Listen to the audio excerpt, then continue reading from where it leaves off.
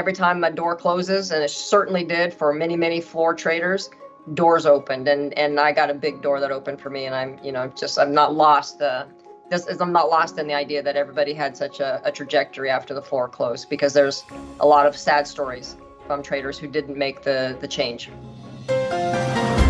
You're listening to Traders Insight Radio by Interactive Brokers. Find more podcasts and daily market commentary at tradersinsight.news. Please remember, any trading discussions are for information purposes only and are not intended to portray recommendations. Please listen to further disclosures at the end of today's episode. Now, welcome to our show. Let's get started. Hi, everybody. Welcome to Interactive Brokers Traders Insight Radio. I'm your host, Steve Sosnick, Chief Strategist here at Interactive Brokers.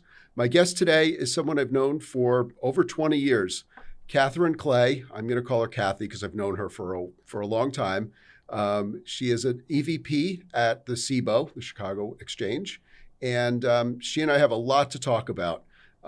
She has one of the most interesting career trajectories, from being sort of the person on the other end of the phone with me many, many years ago, to being one of the most senior executives at a major exchange and in a business where there's not enough gender equality necessarily. She is one of the top female executives on Wall Street. And I'm proud to say that I knew her back when.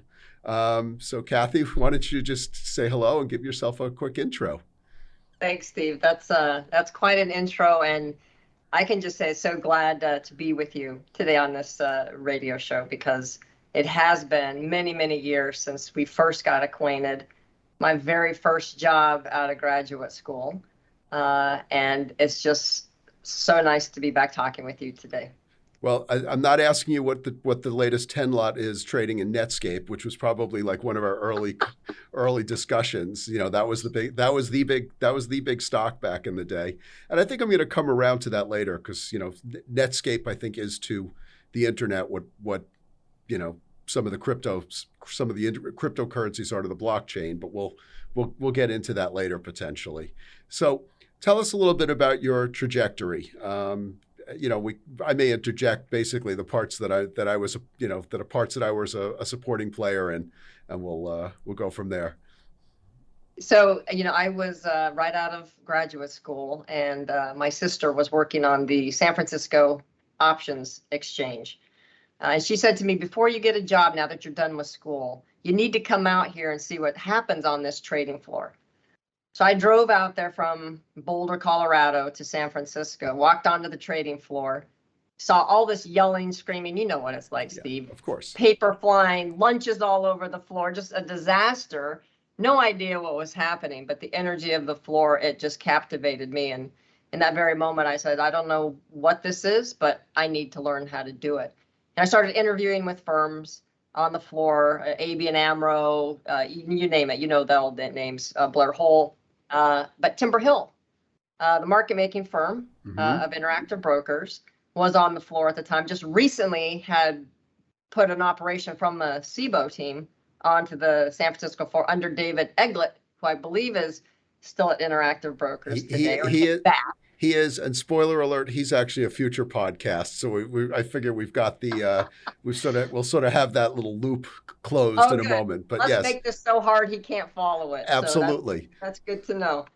And so, you know, Dave was building this team out on the San Francisco Exchange, which is now called the NYSE Arca Options Exchange in San Francisco. And I started just like most of derivatives traders, started as a clerk, getting lunch for traders and learning the business, you know, through the trader's eyes, and then eventually became a new market maker myself, and of course talked to you many, many times on the phone, learning what the heck I was doing and how you were looking at risk. We called what you were on the bridge, which was the risk desk that really ran the show for the entire market making opportunity. And, you know, I always say this when I talk about my career trajectory, is that I don't think it would have been what it has been if I hadn't started under Thomas Petterfy's tutelage. And you'll know what I mean when I say Thomas was unique in many ways, but the way he was most helpful to me was instilling at a very early age that technology would change everything in the markets and that we should embrace it, And in fact, it did. But having that early exposure to the importance of using emerging technologies in trading and in whatever business you're in couldn't have been more helpful to me. And so that moved into becoming my own market maker, or having my own trading firm, developing my own risk software, ultimately working on the live all derivatives analytics product that was acquired in 2015 by Sibo. And that's how I made my way to Sibo. And at the time, Sibo had no data and analytics arm whatsoever. And so in 2015, with that acquisition, we began to acquire other companies and build out what is now a very thriving business here at Sibo. And I couldn't be happier than to have done that here. Well, I'm gonna skip to the end and say that I'm a consumer of some of the Sibo's products. I definitely have interacted with many of the members on your team, just exchanging ideas over the years, and I think it's remarkable that you've basically took nothing and ran with it, and it's now a very important piece of the business. Going back to the early days, on the floor, it was kind of wild because we don't. I look back at it now, and it doesn't seem like high tech. You were out there basically like a Sherpa, with the handhelds, which were these, I guess, sort of the 3 generations prior to an iPad, where it was like a touch screen, and you would bring up. Well, you could explain it better than me, because quite frankly, you interacted with the touch screens much more than I did. I did. We had 2 kinds of touch screens. We had the monitors, like a PC monitor. That was a touchscreen, but also those of us when we were standing in the pits, we had a handheld, which was like a heavy Mac. I mean, it was like a heavy tablet at the time, but they all had radio control devices so that the communications could be transmitted wirelessly. And I just remember it was so new technology. Yeah, it doesn't seem cutting edge today, but there were people in the pits that were so afraid that they were going to get radioactive poisoning from the antennas that they would bring in like Geiger counters and other sort of mechanisms and say, keep your laptop away from me, like it's going to poison me. That's hysterical. I mean, it was a huge deal, because at that point, you were out there with prices that we were sending you continually, and taking your feedback when you would. You'd have the prices. Someone would, call out a market. You'd price it up and participate in the trade. You'd then enter the trade, which would come back up to the bridge, as we called, as you mentioned. Come up to Greenwich, and we would essentially be repricing everything continuously. And so you'd always have continuous quotes. And at the point you started, there were still plenty of people with sheets, and having to guess the deltas. Yeah.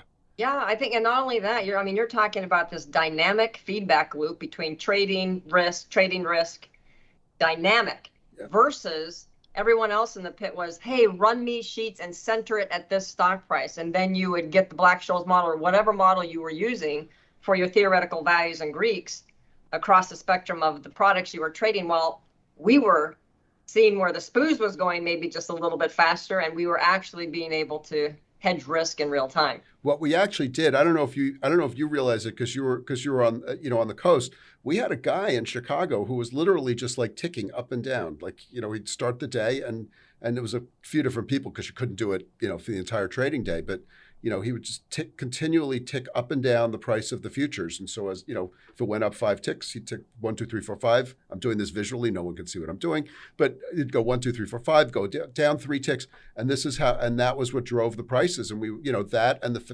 the trades that we would be getting back. It was a little easier in the sense that most things were not interlisted in those days. So if you did a trade in one of your products, there wasn't. It was more or less just you. It wasn't as many. It wasn't across 15 exchanges. It was everything was not everything. Many things were single listed. The most interesting products were. Oh yeah, for the longest time. I remember on our exchange we had Microsoft, Micron, AOL, Compaq Computers, Sun Microsystems. A lot of the things that you would associate with Silicon Valley were on the Peak Coast, not surprisingly. Yep. But of course, in in Sibo you had Intel and IBM and Coke and all of those names. Names we'd be really jealous that we didn't get to trade, but that changed, didn't it? It did. Pretty Well, dynamically. I did actually bring this up on another podcast. The system actually has Thomas and I to blame for that one, and one of our specialists on the PhilX, and it was because Ford was a Sibo stock that was single listed on the Sibo. We were the specialist in a company called Visteon, which was a small auto parts manufacturer that Ford acquired. Typically, what would happen would be, you'd trade, because if you were trading Visteon and they got taken over for stock, they would trade the residual Visteon options, which were sort of, this weird multiplier of Ford. But, the gentleman's agreement was you didn't take Ford. And someone at the PhilX messed up and sent the allocation sheet down. Do you want to trade Ford? And you guys get first dibs because you're trading Visteon. And I said, yes, jumped on it, and then realized, oh, wait, I may have made a horrible mistake here. So I went into Thomas's office and said, by the way, I think I just, started a war here. And he's like, it was going to happen anyway. Go ahead. It was inevitable. Just do it. And that's literally how the dam broke. Yeah. That fact is missing from the history books of the multi-list of options. So it was literally just like a series of errors, and then ultimately the decision maker who said, "Yeah, you know what, this was gonna happen no matter what." So that was the shot across the bow. That was the shot across the bow, and then then everybody. Then I think immediately the Sibo listed Dell, which was the biggest PhilX name, and then it was a free for all. Now, so you were down there successfully. Dave Eglett, then who had been running the Pacific, the P Coast, left the exchange, moved back to Chicago, then sort of worked here up in Greenwich for a while. He's back in Greenwich. You were running the exchange, but then to a certain extent, you were almost a victim of the electronic nature of the markets, because we were going fully electronic, as was what was then ARCA, and it definitely was. It had to have been a challenge for you, because you were sort of made redundant. I hate to say it, but you were kind of made redundant. Obviously, you've bounced back quite well from that. Oh yeah, I mean it was. I hung on for a while after leaving. When Timber Hill was pulling all traders off the floor, I did have the offer to come join you in Greenwich. Which, we could be working together today. Absolutely. Steve. But I decided to take the riskier path and just start my own market making company, and was down there for, believe it or not, till 2010. I was still on the floor making markets as a sole proprietor. So, it was a long in the tooth career, but thank goodness I really did get involved in software development and figuring out how all of that worked, and then got involved with LiveAll first as their chief strategy officer and then as their CEO. And then subsequently got acquired by Sibo. So, it all worked out great. And, every time a door closes, and it certainly did for many, many floor traders, doors opened. And I got a big door that opened for me. And I'm not lost. I'm not lost in the idea that everybody had such a trajectory after the floor closed, because there's a lot of sad stories from traders who didn't make the change. Yeah. And it's interesting because I've interviewed a couple of other traders who did make the change, from various exchanges. And I guess, as I say, history is written by the winners, I suppose. But, and you're one of the winners. But it is interesting, some of the people just, some of the people were born to be good floor traders and not necessarily able to translate that skill set off the floor. Other people, I do always think that the best floor traders, or at least the ones who worked best in our system, many of them did actually go on to very good careers elsewhere, or work here in other roles. We did start to bring a lot of them up.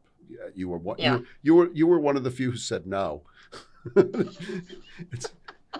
I don't know why. I was so smitten with San Francisco and the lifestyle there's outdoors. I surfed almost every day after the market closed. I couldn't imagine giving that up, and I knew the hours you were working on the bridge. I thought, I don't know, how am I going to snowboard? When am I going to surf if I go do that? So that was really the decision maker for me. How's the surfing on Lake Michigan? I hear it does exist. I have yet to witness it. Okay, fair enough. So, so now tell me about the how the LiveVol product evolved and how that more or less became in a bigger way your role at the Sibo. So the LiveVol product was really, there was a couple floor traders on the P Coast that were trying to develop analytics for their own trading firm. And you have to think way back to the time when there wasn't a really good measure of implied volatility over any set duration, yes, tracked over history and all of that. So it was actually pretty cutting edge in terms of what they were developing for their own trading. And the fellow traders around them were very enamored with what they were building. And so we became early investors. Most of the floor traders were investors in the product, and we continued to develop it and develop it. And then we kept, getting calls from like the Fidelities and the Schwabs of the world asking, hey, how are you doing these analytics? And, maybe you could help us. And it became a business. And then ultimately, I think Sibo came to the recognition that they had way too much revenue concentration in the proprietary products, SPX and VIX. Mm-hmm. They really needed to think about what is their growth trajectory in the future. And it was pretty clear that they needed to start diversifying into non-transactional revenue sources. Plus, you got to think about the tools and the analytics, the data that help actually foster transactions into our tradable markets, whether it's portfolio risk, margin risk, getting to an actionable step in a trading workflow easier. That all facilitates back into the exchange business. So it just made sense to align the businesses and start the group here at Sibo. So we've done that pretty aggressively. And how have you since expanded it? Because it's well beyond what you brought via LiveVol, and I believe you're responsible for a lot of that expansion. So the original LiveVol acquisition brought an analytics platform, and it also brought a data shop, which is our e-commerce answer for historical data. You can remember how difficult it was to send anybody historical data. Now it's like shopping on Amazon. You just go to your cart, you put your increment of data in, you run a job, and you have your data pretty much instantaneously. So that was the foundation that LiveVol brought. And then we acquired Silex, which is an OEMS front-end platform, in 2017. Okay. And then in 2020, right before the pandemic, we acquired 3 companies, which I will tell you I will never do again. 3 at once, never. 3 at once in front of a pandemic, that's ridiculous. But we acquired Hanwick, very well known for their fitted vol surfaces and vols and Greeks and great modeling. FT Options, great portfolio risk IP, and Trade Alert, very heavily used on the sell side desks for market color, aggregated market statistics. So we brought that company in. And then we combined all of our analytics with our index business, which has really never been an index business, more of an educational tool to help people understand how to systematize trading strategies into our proprietary products, but we're turning it into a business. And then we combined it finally with the real-time market data business at Sibo. And so bringing all of these groups together, creating a single technology platform for much of the group, creating a single source of truth for all of our options analytics has really allowed us to scale in a very profound way. And then when you couple that with our exchange expansion up in Canada, we just bought MatchNow and Neo. In Australia, we bought Chi-X Australia. In Japan, we bought Chi-X Japan. Mm-hmm. And so you can see as we spread across as the world's largest securities exchange network, the analytics and data that go with that expansion are just hand in hand. And we'll just repeat the same playbook in every geographic region in the world, plus all the asset classes we've moved into, which most recently is digital assets through our acquisition of ErisX. Oh, that was that. Well, now the timing of that is very auspicious because that brings us back to one of the things we talked about earlier. How do you view crypto as falling into the more traditional, I was going to say traditional exchange space, but really Sibo was born out of the derivatives markets. You've since acquired traditional equities businesses. I will say at which I did have a role in closing I was on the board of the CBSX, if you can remember that one. Yes, I do remember. Yeah, so I'm one of the few people who's actually closed an exchange. But that was nicely done. Yeah, it needed to be done, but it was a weird situation. I understand. For those of you who don't know the history, the various options exchanges had stock exchanges because they if you were doing a buy right, they didn't want to lose the stock transaction portion of it. But the way it was organized, it was actually a very big liability for Sibo, the way it was organized. Then you went out and bought that, which was a whole different ball game. But at the time, it was a lot of liability and not much revenue. And so sounds like a bad trade. Yeah, it was a bad trade. So I do understand why we'd also acquired, before I joined the board, that acquired NSX, which was sort of Madoff's exchange, which had its own reputational issues, maybe. Yeah, so there was the compliance costs were enormous, Right. And so I understand why they did it. That merger made much more sense, but I digress. But anyway, so tell me how you see the crypto fitting in with the equity and derivatives product mix that you have. Yeah, I mean, we really like to start our product portfolio with cash equities, and then we typically list derivatives on top of that, and that's really the game plan. And if we do it inorganically, organically, Sibo is, after all, a derivatives exchange. And while we've grown tremendously into FX and grown our equities business, we really land on derivatives. And we did release European derivative contracts last September, created off our own indices, not partnered with any partner. And so we do it organically and inorganically. But global expansion of asset classes, they all make sense to us. It's not a huge deviation from, I think, what we do on a daily basis. Certainly the digital asset space has its own nuances, and it's a lot to learn because there are differences. But if we circle back to where we started this conversation about, the .com era, yep, and the subsequent bust, you can certainly draw some parallels between what happened then and what's happening now in crypto. But we just believe that without, the regulatory clarity that we need, without getting some of the speculation out, without getting rid of some of the protocols and projects that just need to be getting rid of, we won't really see the growth in the industry that we want. And we do think that we're going to get the regulatory clarity, and the ambiguity will be squeezed out.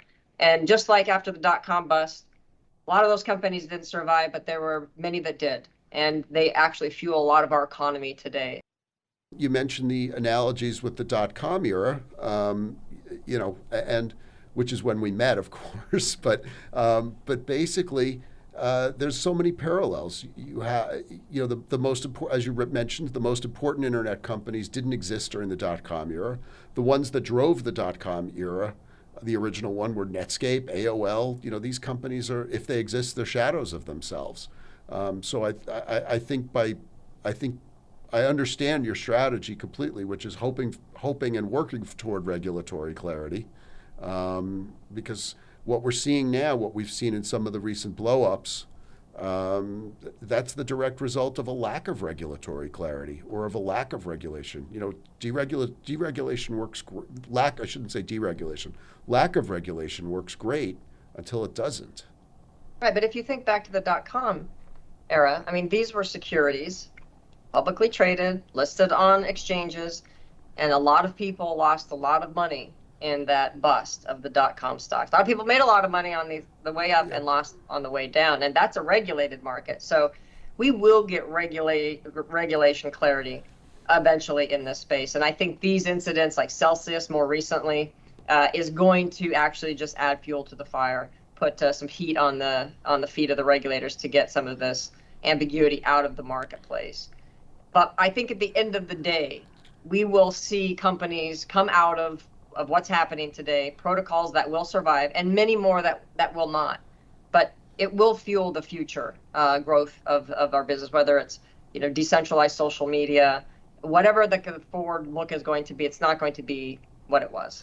Well, I agree with that completely, because I just I think the idea of recreating 18th century colonial banks that which issued their own currency and then vanished sometimes. Just doing it on a bigger scale is not wise. On the other hand, we ended up getting the FDIC and SIPC, and yes, as you recognized, we haven't outlawed volatility. We haven't, for better or worse, people still make and lose money, and I don't think that ever should go away. And I think that it would be, people should take advantage of the products that, shall we say, certain organizations offer that help some people manage risk. But definitely it's going to be an interesting evolution. And so I'm curious to see how you handle that going forward. Do you see this blending into your mix of products over time? I do, but we're Sibo, we're highly regulated. We're going to take a very thoughtful path towards digital assets. Just the fact that the acquisition we made in the space is ErisX. It's not widely known. It's not an FTX or Binance by any stretch, but ErisX was built with a regulatory framework market in mind. So everything done from the ground up at ErisX is to comply with what we think the future regulatory regime will look like. And so we think it will be a competitive differentiator for us to have a digital asset exchange, clearing, and custody solution that is very comfortable with the regulators looking inside, fully transparent about what we're doing there. And we hope it will give the end investor a lot of confidence that the markets are high integrity in the digital asset space. And by the way, if we circle back to like the .com, you hear the same sort of things. You hear people say, well, I don't even know how to value this. How do I value, I don't even know what it's worth, but you know for a fact, because we were on the phone during the .com era, when a broker would come into the cloud, whether it was Netscape or DoubleClick or AOL, and they would ask to make a market, right? And let's say I gave a market like those calls are, the Feb 100 calls are 3 bid at 3.5, and they would say sold at 3. What's your market out? And then I'm like, oh my gosh. And we would absolutely invert the market just to get those back and de-scalp ourselves sometimes. So there was no knowing what those companies were worth either. Oh, absolutely. Because we were so risk averse because the vols were so high in those. So, I don't think I'm spilling any secrets all these years later. Our model was essentially, there was a risk component that was based on volatility, and the vols were so high.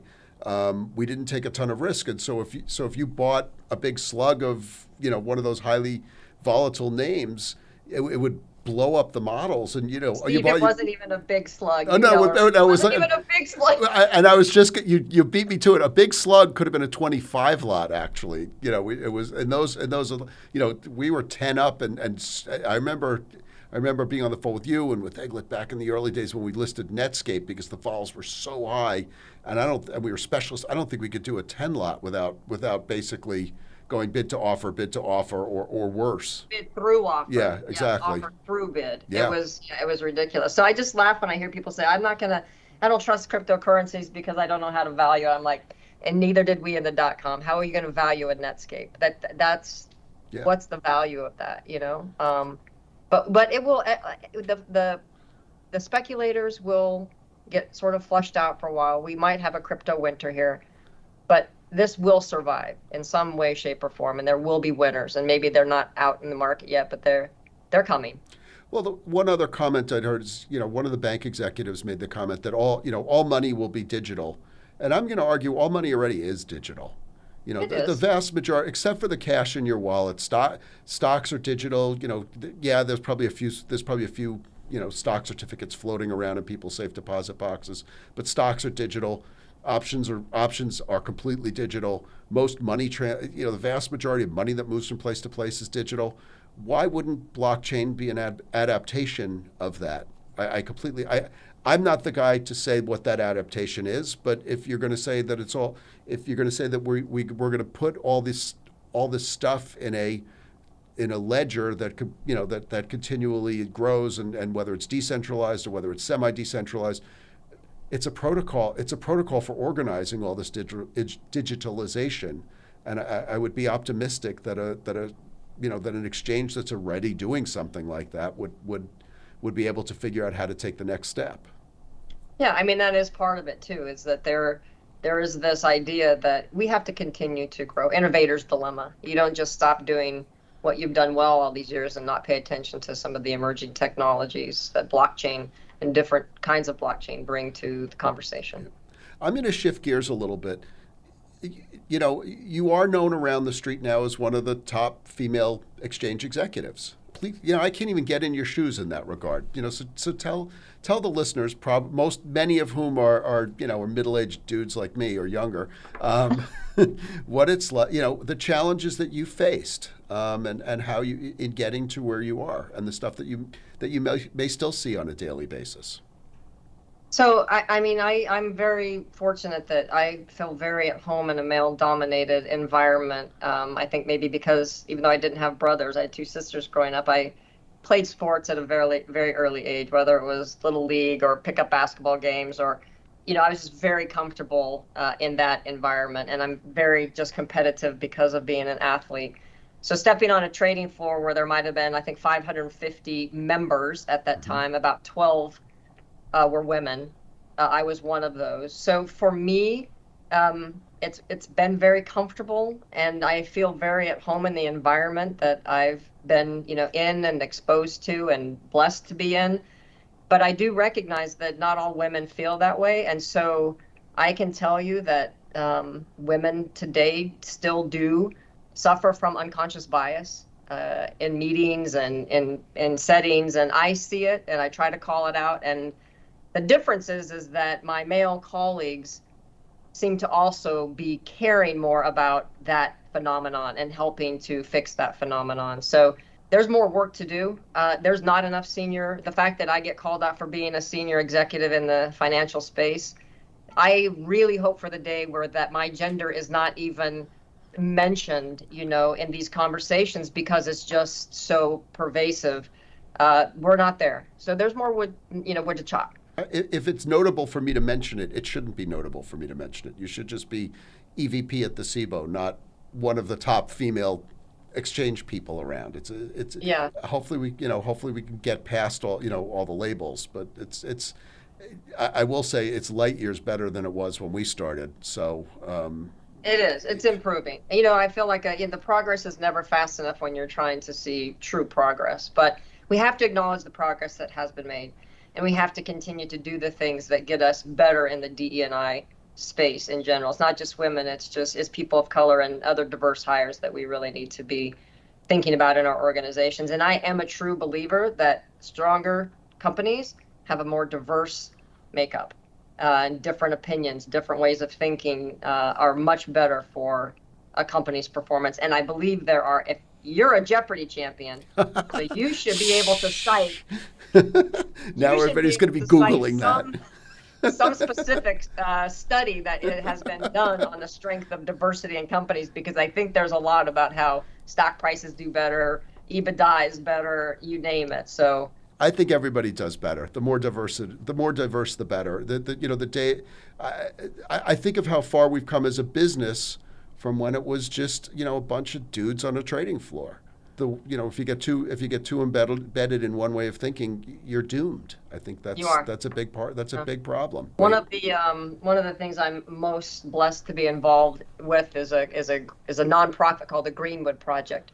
Okay. Here in Chicago, and it is a nonprofit to help underprivileged kids find their path in financial services. That sounds awesome. It's really amazing. They place hundreds of interns, they call them scholars, and they carry them all through high school and follow them to college and help get them placed in careers. And we've had a few of the Greenwood Project interns here at Sibo. We actually have an alumnus from the Greenwood Project that now works at Sibo. Excellent. It's just a fantastic organization and group. That's something really to be proud of. Was the Sibo involved in it before you moved to Chicago, or is this something you found on your own? I can't take any credit for it. We have a great team here that runs all of our charity and fundraising, and it's called Sibo Empowers. They've been working with this group for a while, but we've become financial donors, and I'm lucky to sit on the board now and get to see all the great progress that they're making. Well, I for one will be looking this up when we're done with the call, and Please do. I encourage everybody listening to do that, because that sounds phenomenal. In a city like Chicago, the more people you can get involved, the better. How would you like to finish it up? Because I'm going to throw this open to you. What have we missed, or what do you want people to know? I'm glad we got in the charity thing before we ran out of time. So please, if there's anything that you want to add before we before we kind of wrap it up?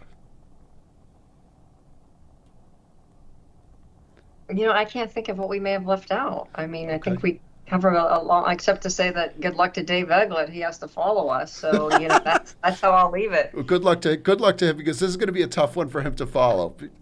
But you had to follow him once. Now he's got to follow you, and it's going to be a lot harder. Right. Well, and all credit to, I got to give Dave a shout out. He took a chance on me, because I had no idea what was happening on that trading floor, but maybe he saw something in me, and he took a chance on hiring me. So I do have to give Dave Eglett a shout out for giving me a start in this great financial services field. Yeah, I think, though, the rest of the credit can go to you for running with the shot. So I think we'll leave it there. That's a great way to wrap it up. For all of you who've been listening, thank you so much. As you know, my guest has been Catherine Clay, EVP at the Sibo, and I hope we get a chance to do this again. This was a lot of fun, Kathy. I'm so happy you had me on. Thanks, Steve, so much. Okay, everybody. We'll talk to you soon. Thanks. Bye-bye. Thanks for listening to Traders Insight Radio. As always, there's more content at tradersinsight.news. And if you're interested in learning more about interactive brokers, visit IBKR.com. We offer more trading education materials such as webinars at ibkrwebinars.com, market-related courses at tradersacademy.online, and quant-related articles at ibkrquant.com. Options involve risk and are not suitable for all investors. For more information, read the characteristics and risks of standardized options, or ODD, which may be accessed through the link found in the show's notes or podcast description page. Trading in digital assets, including cryptocurrencies, is especially risky and is only for individuals with a high risk tolerance and the financial ability to sustain losses. Eligibility to trade in digital asset products may vary based on jurisdiction.